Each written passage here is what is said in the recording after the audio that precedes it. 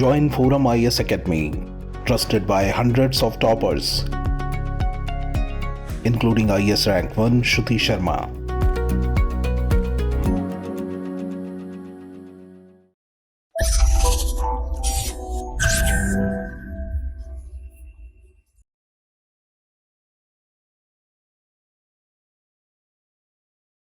Hello and welcome to ForumIAS. This is Indumati. Today is 22nd April 2023 and these are all the articles that we are going to discuss today. Let us move on to the first article. The first article is about PMAYG, that is the Pradhan Mantri Awas Yojana Gramin, and that too in reference to the state of Bihar. So what has happened is that the government has sent notices to 2.21 lakh beneficiaries. Why? Because they haven't completed the construction of their houses under the PMAYG. Why such a notice has to be sent? For that we have to understand how does this Pradhan Mantri Awas Yojana work. So basically what happens is that money will be transferred to the beneficiary from the government and it is up to 1.20 lakh, and this same amount it will be 1.30 lakh in union territories. Okay, so this amount will be transferred to the beneficiary and they have to construct their houses. So that is why they have sent notices to these beneficiaries. Even after disbursal of the entire amount in their respective accounts by the authorities, they have not constructed. Okay, so this PMAYG, it is a important scheme because the government itself says that it is a flagship scheme. Alright, so in this particular scheme, the central government will contribute 60%. Okay, and the state government will contribute remaining 40%. That is the fund distribution, and in union territories 100% of the funds will be provided by the central government, and in special category states, that nomenclature is not there now, but in states like Jammu Kashmir, the other Himalayan states where the situation is a little bit vulnerable, there and all the distribution between center and state is 90-10. That means 90% of the funds will come from the center and 10% of the funds will come from that particular state. Okay, and this scheme was launched in June 2015 and it was implemented in April 2016. So this scheme aims to provide the beneficiaries with Pakka houses. That is, what is the size of this house? It must be 25 square meter. So this is the size of the house under the PMAY Gramin scheme. Actually, it might come in UPSC statement questions, but most importantly, it might be asked in PCS exams. Alright. So we have already discussed that in union territories there would be 1.3 lakh per unit, and in other states the amount that is transferred is 1.20 lakh per unit. Okay, from prelims point of view we will see more details about the scheme. Okay, so this particular yojana or scheme is under this goal of achieving housing for all scheme. So housing for all, the aim is to achieve this target by 2024. So already we have seen that the aim is to provide with Pakka houses, and Pakka house, that too with some kind of basic amenities. Who can become a beneficiary? One who does not own a house, and the people who live in kacha houses, that is mud thatch houses. These houses are considered to be kacha houses. They can become beneficiary to the PMAYG. So recently the minimum size of the house has been increased to 25 square meters. We have already discussed the fund sharing for most of the states. And for Union Territory of Jammu and Kashmir and Himalayan states, northeastern states, it is 90-10. We have already seen this. 100% financing for Union Territories. I have already explained this. So that's it for this particular scheme. This is the logo and just putting it here for your information. And how are the beneficiaries identified? They are identified through the socio-economic caste census of 2011, and these beneficiaries are verified by the Gram Sabhas because this is Gramin Yojana. So the final beneficiary list is vetted by the Gram Sabha. Alright, so in this particular scheme, the target is fast approaching, that is 2024. So you have to be aware of this scheme. Though it was launched in 2015, you have to be aware of this scheme because the target is fast approaching. Okay, so the next article is from the editorial section. It talks about LOC agreement of 2007. What is LOC? Line of control. That is LOC. So this line of control, what is it? Here if we see the diagram, it is the border between India and Pakistan in Jammu and Kashmir. So this is the POK region, which is the Pakistan occupied Kashmir, and this is the legitimate territory of India that is governed by India only, and this is the LAC, which is the border between Ladakh and China. That is Aksai Chin, which is a legitimate territory of India, but the one which is occupied and claimed by China. So that is about LOC and LAC. That is why in Google Maps also, the map of Jammu Kashmir and Ladakh are shown in this format, and you would know this. I am just revisiting to provide the context. So this particular article is about a 2007 agreement between India and Pakistan, which was supposed to be signed but finally which did not come to fruition. So we are going to talk about that. First of all, we have to understand why this particular article is in the newspaper. Why? Because of the recent terror attack in Poonch sector in Jammu and Kashmir. So this is the reason why LOC is being discussed widely in news and editorial. So this is the context, and the article very specifically talks about 2007 LOC agreement. So it was supposed to be an agreement and it was ready for signing by the then Prime Minister Manmohan Singh and Pakistan President General Musharraf.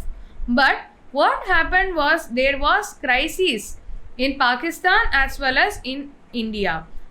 In the Pakistani side, there was a tussle between Pakistani government and judiciary in the year 2007, and from the Indian side, we had the gory Mumbai 26/11 terror attacks in 2008. So because of this particular agreement couldn't come into fruition. But the author of this particular opinion piece, she is of the opinion that this particular agreement needs to be revisited. Why? Because this agreement contains some salient features which hold relevance even today. Because this agreement calls for free flow of trade, ending of cross-border terrorism, respect for human rights, bringing down military presence but not demilitarization. Demilitarization is complete withdrawal of military.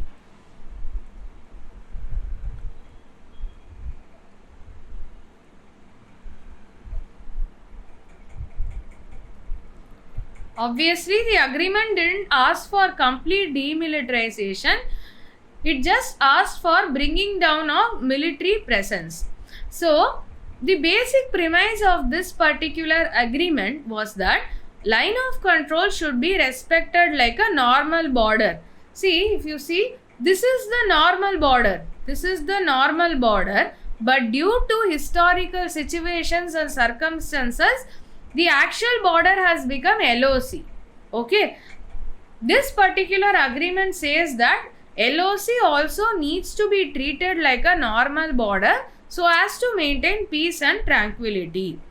But if you see this LOC, it has stood the test of time, which means in the India-Pakistan equation, though many things have changed, this LOC still remains. Whatever is the dispensation in Pakistan, whether it is the military government or it is a democratically elected government, the LOC has remained. It has remained the stable border between India and Pakistan. Well, relatively stable. It is not as stable as the border between India and Pakistan in Punjab, Rajasthan sector, but still it has been the geographical delineation of this particular border. This border, it has remained the same ever since the time it was drawn. So that way it has been a constant in the India-Pakistan relation. So what is the current situation with respect to India-Pakistan relations? What is the current situation and whether revisiting this agreement is possible or not? We are going to discuss that.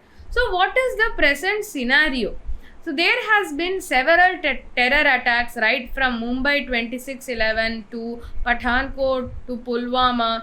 So these things are stopping the Indian side from initiating any dialogue, and the government's decision to reorganize Jammu and Kashmir and the amendment of Article 370, this has angered the Pakistani side. So they are also not willing to restart any kind of dialogue. So as a result of revocation of Article 370, Pakistan completely cut the ties. There was stoppage of trade, any kind of cross-border movement, and the high commissioners were recalled to each of the states, that is India and Pakistan. So there is we can say at a crude level, there is actually no relation. That is a breakdown has happened. That is why the author is saying no political contact at any level, no trade, no direct travel links by air, road or rail, and no high commissioners in each other's countries. So this amounts to a breakdown. Lot of things have transpired from 2007 to 2022, which has led to breakdown of relations between India and Pakistan. But one thing is for sure, even though the ties between India and Pakistan are at an all-time low, always there has been engagement.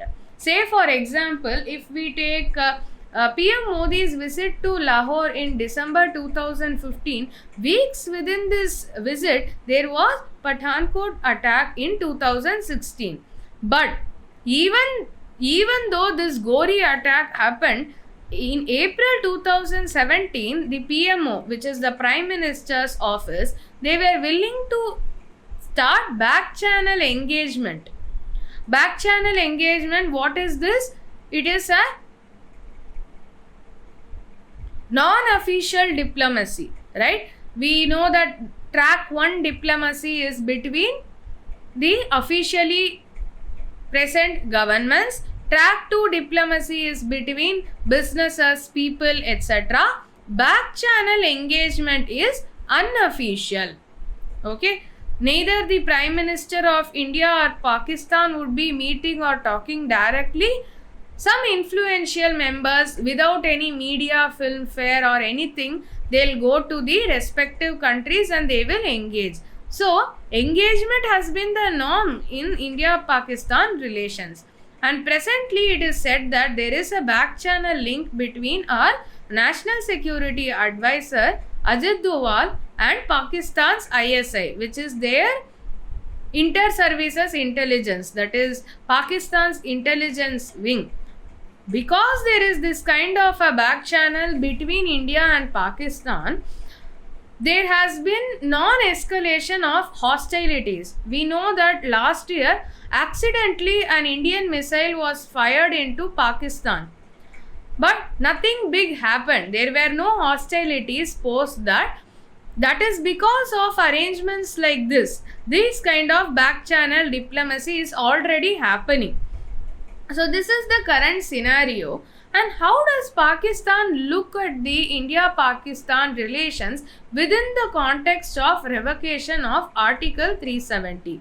Once this was done in 5th August 2019, Pakistan snapped all trade and travel links and it recalled its High Commissioner from India. But if we see this historically, we know that Article 370 is a temporary provision in our constitution. It was meant to be a temporary provision, and Pakistan has never recognized this provision also. When Pakistan claims the territory of Kashmir, they didn't naturally recognize this article. And even though Article 35A has been deleted, Article 35A talked about who were the permanent residents of Jammu and Kashmir and they had some special rights. Even though this has been revoked, it has not led to any kind of on-ground demographic change. Whatever was there, the scenario before, that has remained with respect to demography. And one more change that was brought about by deletion of this article is that there was property equality.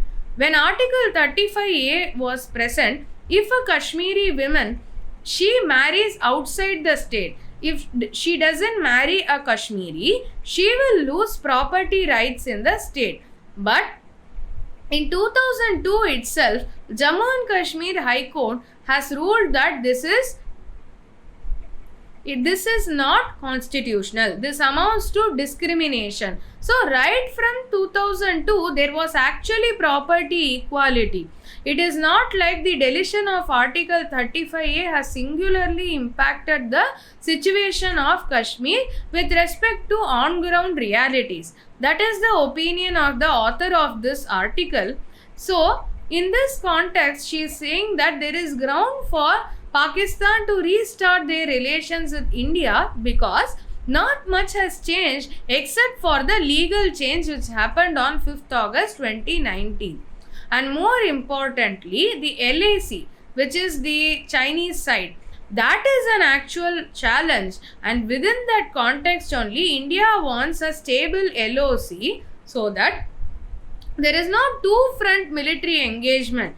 Generally, LOC has been relatively okay in the past years. LAC has been giving problems with respect to the recent conflicts in Pangong So Lake and all.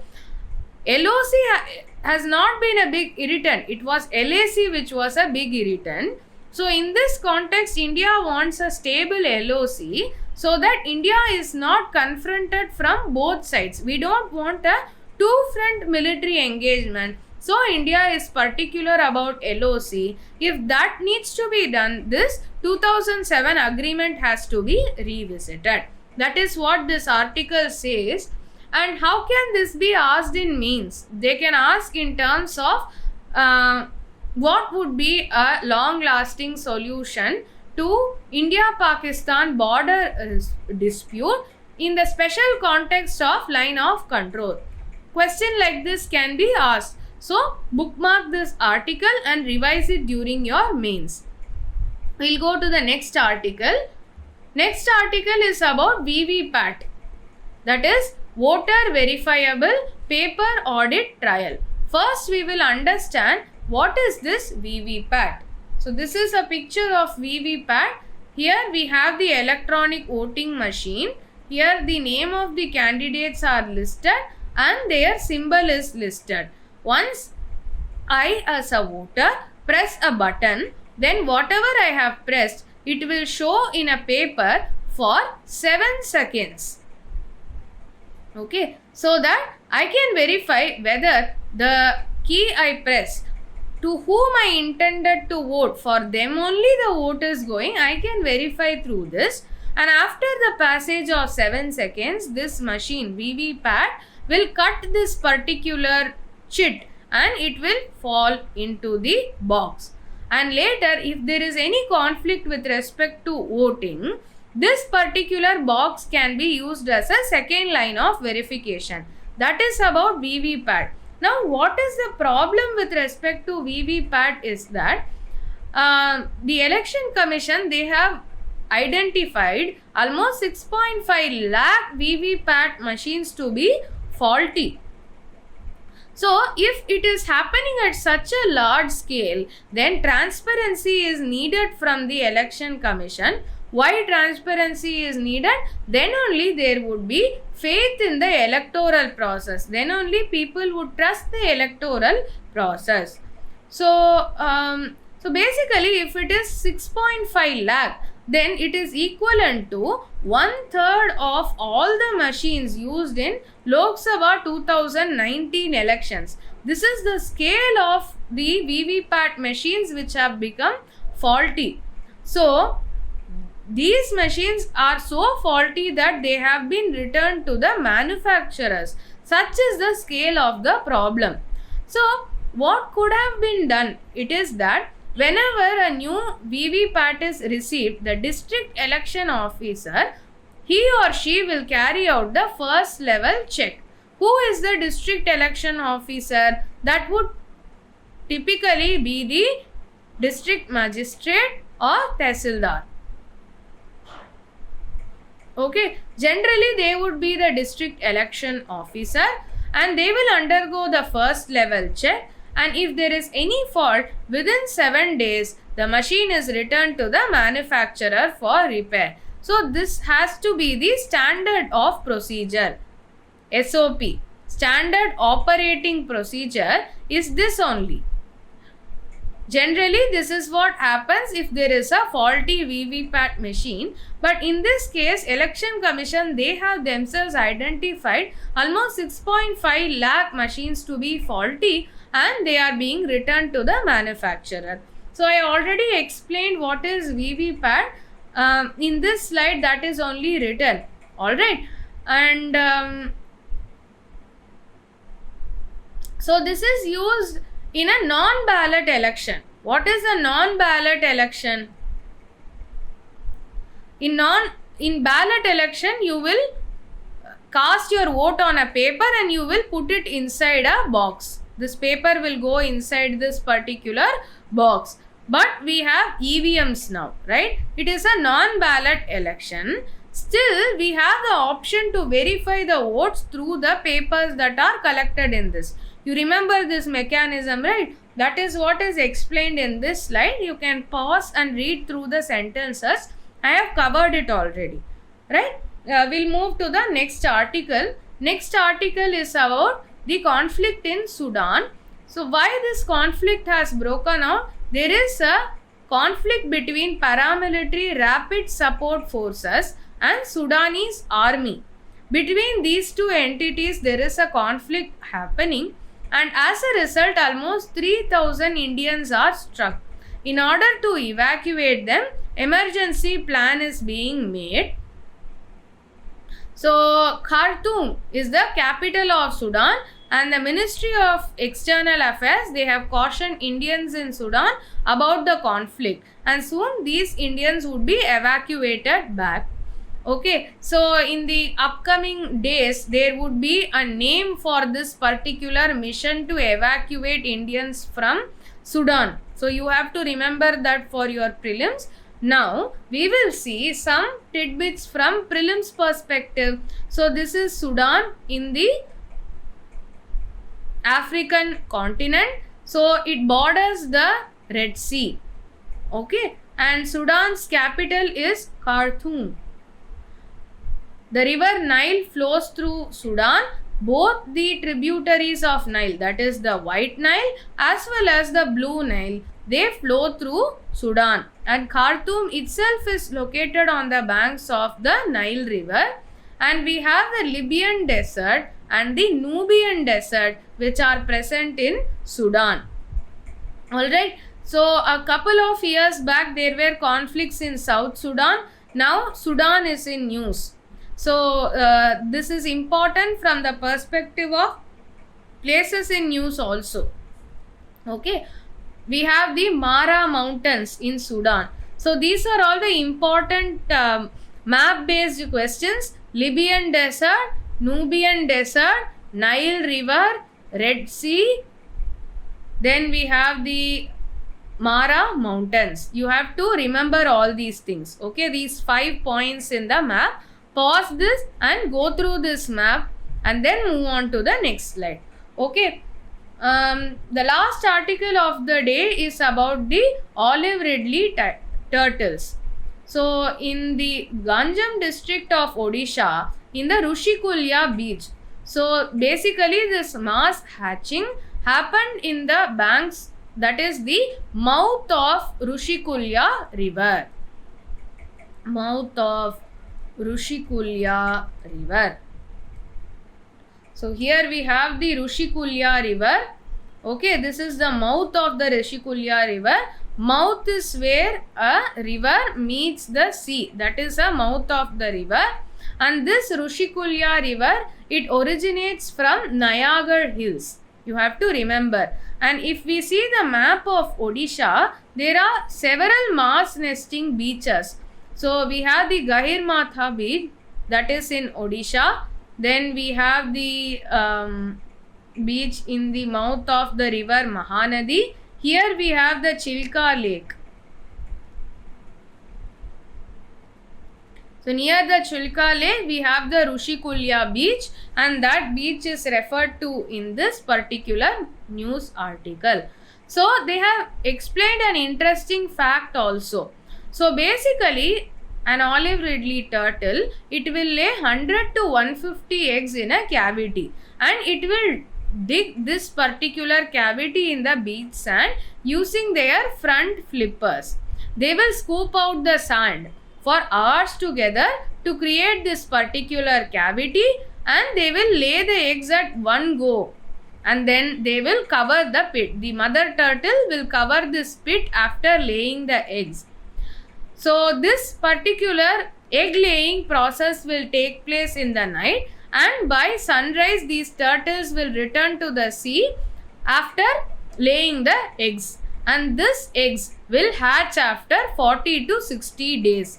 So earlier there was threat to the olive ridley turtles. These are the small olive ridley hatchlings which are going towards the sea after getting out of the egg. So before and all, these eggs used to be poached by the local people.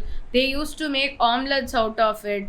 And these smaller turtles, they were picked up and eaten up by dogs, other birds and all. So the forest department as well as the volunteers in the state of Odisha, they have several mechanisms to conserve these particular olive ridley turtle eggs. So during the hatching phase, these beaches are not allowed for public access, otherwise the eggs will be broken, right? So those kind of conservation measures were put in place, and now the olive ridley turtle is successfully undergoing its nesting and hatching process. Okay, nesting is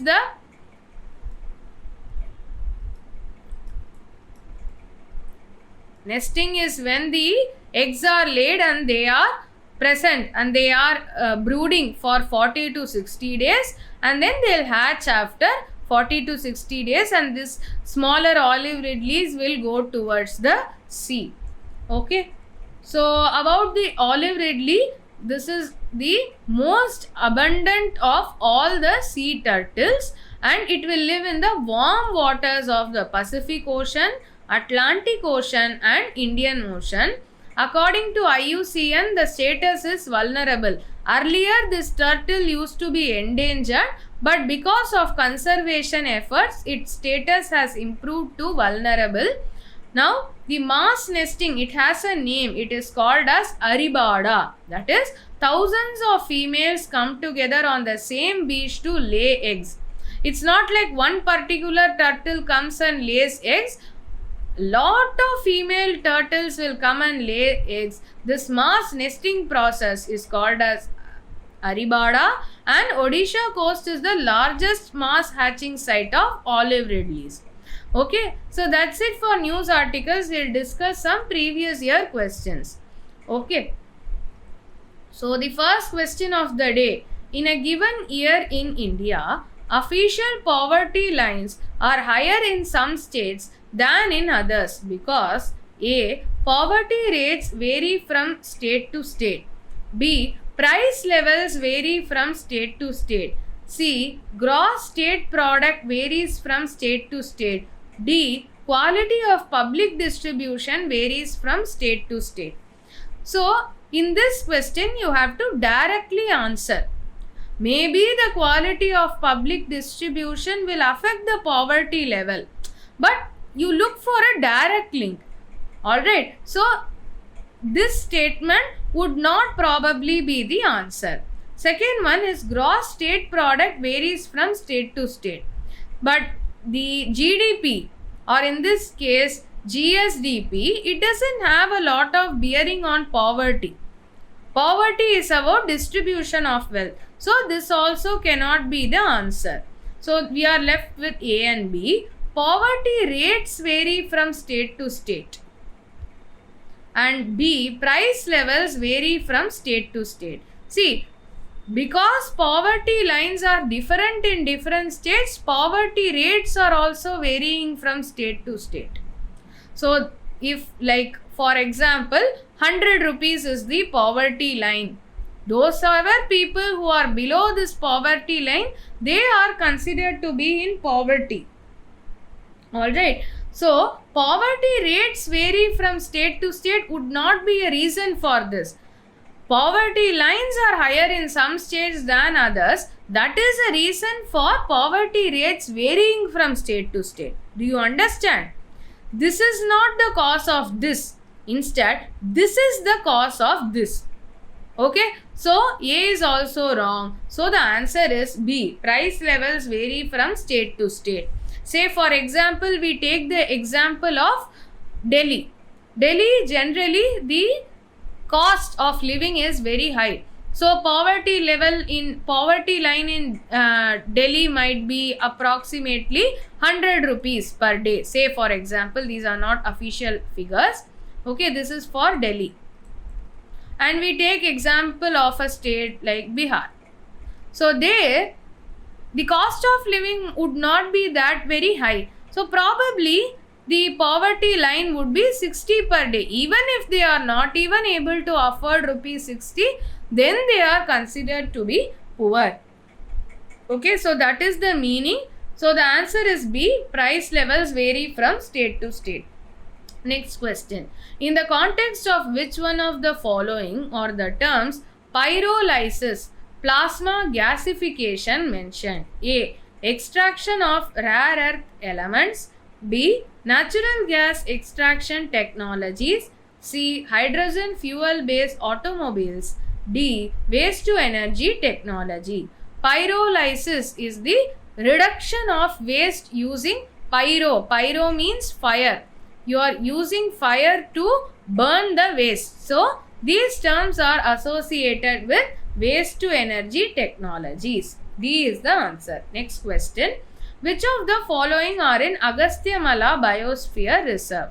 So, here you might think that this particular question is very difficult. But we can use our pre-existing knowledge to solve this. So, we know that Agasthyamala Biosphere Reserve is somewhere in the Western Ghats. Okay. So, the probable states would be Tamil Nadu, Kerala, Karnataka, etc.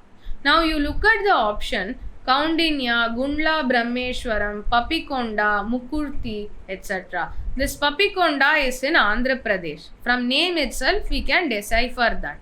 So, it might not be a part of a biosphere reserve in Western Ghats. So, answer C is eliminated. Now, we have Kaval and Sri Venkateshwara Wildlife Sanctuaries. Nagarjuna Sagar Sri Sailam Tiger Reserve. This also is located in Andhra Pradesh. So it would not be a part of Agastya Mala, right? Now we are left with these two options. We are more aware of Mudumalai National Park, Wayanad Wildlife Sanctuary, etc. Right? So we already know that they form a part of Nilgiri Biosphere Reserve. Nilgiri Biosphere Reserve. So this would not be the answer. So the answer is A. Neyyar, Pekpara and Shendurni Wildlife Sanctuaries, Kalakkad Mundanturai Tiger Reserve. These all form a part of Agastya Mala Biosphere Reserve. Answer is A. So that's it for today's discussion. Follow us on all the social media platforms. Thank you and all the best.